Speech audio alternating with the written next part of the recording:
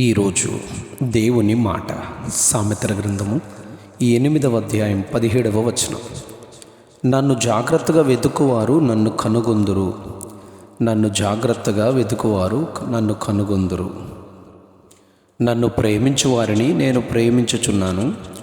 నన్ను జాగ్రత్తగా వెతుకువారు నన్ను కనుగొందురు. ఇశ్రాయేలు రాజైన సొలొమోను ఈ సామెతల గ్రంథాన్ని రాసినట్లుగా మనం గమనిస్తాం. రాజైన సొలొమోను ఎంతో గొప్ప జ్ఞానిగా దేవునిని తన రాజ్య పాలన కొరకు జ్ఞానాన్ని దేవుని అడిగి పొందుకున్నానని సాక్ష్యమిచ్చారు. తాను రాసిన 31 అధ్యాయాల్లో ఉన్న విలువైన సామెతలు జ్ఞానము లేని వారికి బుద్ధి కలిగించుటకును, యవనులకు తెలివియు వివేచనయు పుట్టించుటకును తగిన సామెతలు అని, జ్ఞానము గలవాడు విని పాండిత్యము వృద్ధి చేసుకునునని, వివేకము గలవాడు ఆలకించు నీతి సూత్రములను సంపాదించుకొనునని ప్రారంభ అధ్యాయంలో తెలియజేశారు. దేవుడు అనుగ్రహించు జ్ఞానాన్ని ఎంతో జాగ్రత్తగా వెదికితే గాని పొందుకోలేమని చెప్పారు.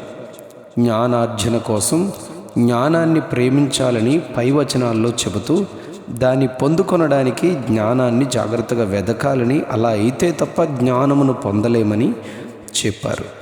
ఏదైనా పొందాలి అంటే, దేనినైనా సంపాదించాలి అంటే దానిని పొందడానికి ఎంతో జాగ్రత్త, దానిని పొందుకునేంత వరకు ఎంతో శ్రద్ధగా వెతకాలని దేవుని వాక్యం బోధిస్తుంది. యోబు గ్రంథంలో 8వ అధ్యాయం 5వ వచనంలో బిల్దదు యోబును ఉద్దేశించి చెబుతూ, నీవు జాగ్రత్తగా దేవుని వెదకినేడల, సర్వశక్తుడకు దేవుని బతిమాలు కొన్ని నేడల, నీవు పవిత్రుడవై యథార్థవంతుడవైన ఎడల నిశ్చయముగా ఆయనని యందు శ్రద్ధ నిలిపి నీ నీతికి తగినట్టుగా నీ నివాస స్థలమును వర్ధిల్ల చేయును. అప్పుడు నీ స్థితి మొదట కొద్దిగా ఉండినను తుదకు నీవు మహాభివృద్ధి పొందెదవు అని చెప్పారు.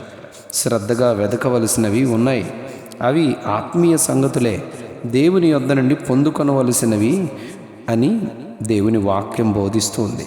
మత్తయి సువార్త 7వ అధ్యాయం 7వ వచనంలో, అడుగుడి మీకు ఇయ్యబడును, వెదకుడి మీకు దొరుకును, తట్టుడి మీకు తీయబడును, అడుగు ప్రతివాడును పొందును, వెదకువానికి దొరుకును, తట్టు ప్రతివానికి ఇయ్యబడును అని చెబుతూ, ప్రభు అయిన యేసుక్రీస్తు వారు మాట్లాడుతూ, మీ పరలోకపు తండ్రి తన్ను అడుగు వారికి అంతకంటే ఎంతో నిశ్చయముగా మంచి ఈవులనిచ్చును అని చెప్పారు. నిర్గమాకాండం 23వ అధ్యాయం 22వ వచనంలో, నీవు ఆయన మాటను జాగ్రత్తగా విని నేను చెప్పినది యావత్తు చెయ్యాలి అని ఆయన చెప్పారు. 23వ అధ్యాయం నిర్గమాకాండం 13వ వచనంలో, నేను మీతో చెప్పినది జాగ్రత్తగా గైకొనాలి అని చెప్పారు. సామెతల గ్రంథం 8వ అధ్యాయం 14వ వచనంలో, జ్ఞానాధారము నేనే, పరాక్రమము నాదే, ఆలోచన చెప్పుటయు లెస్సైన జ్ఞానమునిచ్చటయు నా వశం, నా వలన రాజులు ఏలుదురు అని జ్ఞానం బోధిస్తూ, 8వ అధ్యాయం 31వ వచనంలో, ఆయన కలుగు చేసిన పరలోకమును బట్టి సంతోషిస్తూ నరులను చూచి ఆనందించుచుంటిని, ఎందుకనగా ఆయన మాట ఆలకించి ఆయన మార్గములను అనుసరించువారు ధన్యులు, పరలోక రాజ్యమును పొందుకుంటారు అని జ్ఞానం బోధిస్తుంది. 9వ సామెత 6వ వచనంలో, ఇక జ్ఞానము లేని వారై ఉండక బ్రతకండి, తెలివి కలుగు చేయు మార్గములలో చక్కగా నడవండి అని జ్ఞానం బోధిస్తుంది. లూకా సువార్త 15వ అధ్యాయం 8వ వచనంలో, ఒక నాణెమును పోగొట్టుకున్న స్త్రీ 10 వెండి నాణ్యాల్లో ఒకటి పోయింది, పర్వాలేదులే అని విడిచిపెట్టక ఆమె దీపము వెలిగించి ఇల్లు ఊడ్చి అది దొరుకు వరకు జాగ్రత్తగా వెదకదా అని ప్రభు చెప్పిన ఉపమానంలో ఆయన ప్రశ్నించారు.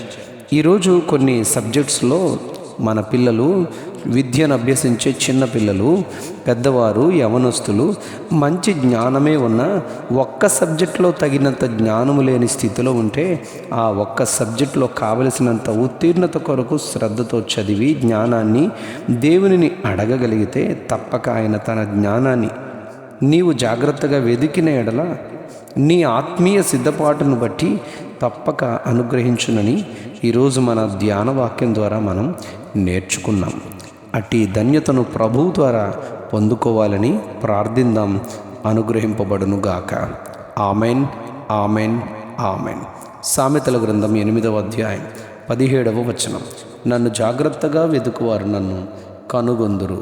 నన్ను జాగ్రత్తగా వెతుకువారు నన్ను కనుగొందురు. నన్ను ప్రేమించు వారిని నేను ప్రేమించుచున్నాను. నన్ను జాగ్రత్తగా వెతుకువారు నన్ను కనుగొందురు. Amen, amen, amen.